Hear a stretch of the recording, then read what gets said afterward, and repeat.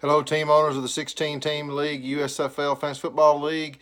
These are highlights. Week 9. What a great week. Memphis Showboats look unbeatable now, 9-0. Take down Darren Spencer's Pittsburgh Maulers. By the way, James Hayes, owner of the Memphis Showboats in both leagues, was the champion last year in the 20-team league. It's almost unfair for him to be here. He took William Brackeen's place. William fell out on us. James had to take it over to secure his showboats. Evans, Jacobs, Zach Ernst, just too much for the Pittsburgh Maulers. 35-17.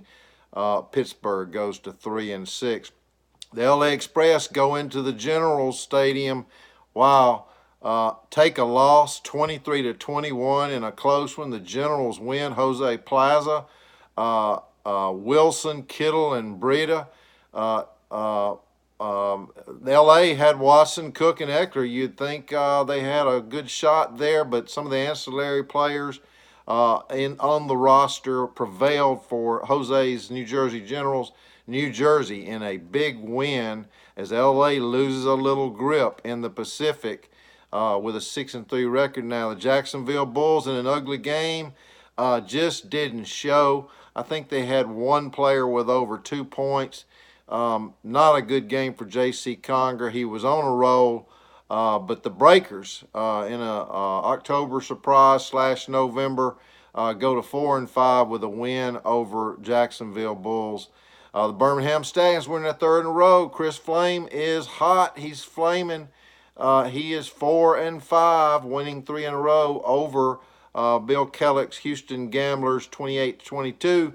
The Stars, Michael Summers, showing his true colors here, wins again over the Bandits. Bandits having a really tough time, guys, at 1-8. But I can assure you Brian's going to line them up and try to win that spoiler award. Brian is the only person or team that is solidly in the spoiler award category.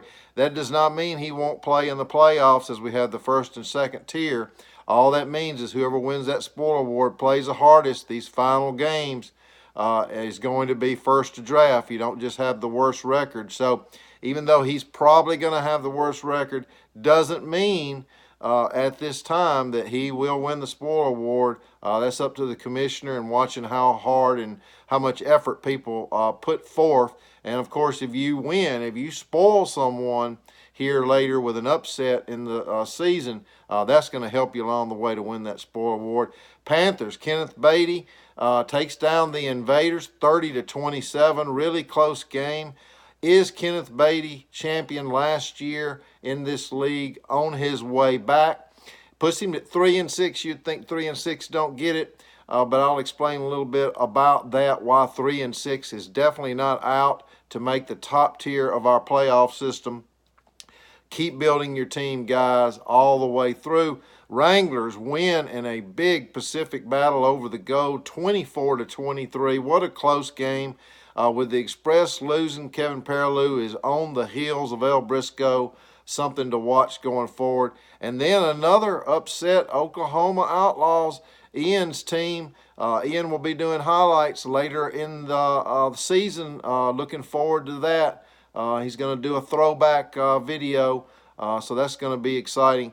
Takes down the Blitz. Blitz started 7-0, lost their last 2. That's Larry Hansen's team. Maybe in a little trouble there, but still one game up in the Central. I'm going to go over the standings real quick the best I can and hope that I don't mess this up as I'm doing it. But here we go. I will focus there at first on the top part of this square. You can see the rankings. All of this is on the main league page, guys. I'm not going to do this every time I do one. It's always fun to see. There's the bottom part right there of those teams and their rankings. And then, of course, I've got some notes over here. 4-5, guys. There's a 4-5 team that is in the top tier if the playoffs occurred today. That means you can go 2-2, be 6-7, and possibly make the top tier. This means a 3-6 team. This means a 3-6 team can make a run and make the top tier. So guys, play hard. Have a great week.